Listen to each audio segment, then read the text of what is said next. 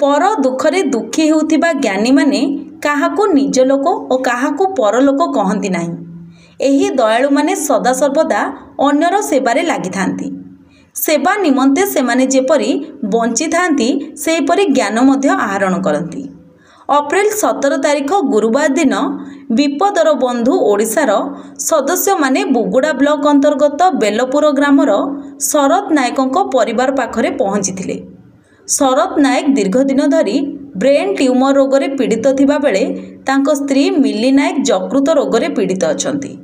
भुवनेश्वर सम hospital ले स्वामी चिकित्सित हेउथिबा अवस्था स्वास्थ्य कार्ड रु समस्त अर्थ सरिबा सहित बहु बाकी मध्य कले। अर्थ अभाव आ चिकित्सा करि न पारी निज घरे भाग्य को आदरी असहाय अवस्था रहिछंती। एही खबर पाई विपदर बंधु संगठनर सदस्य माने उक्त परिवार निकटरे पहुंची तांकर स्वास्थ्यगत समस्या संबंध में बुझीथिले एवं किछि दिन चलिबा पई केतेक राशन सामग्री सह किछि आर्थिक सहायता प्रदान करथिले।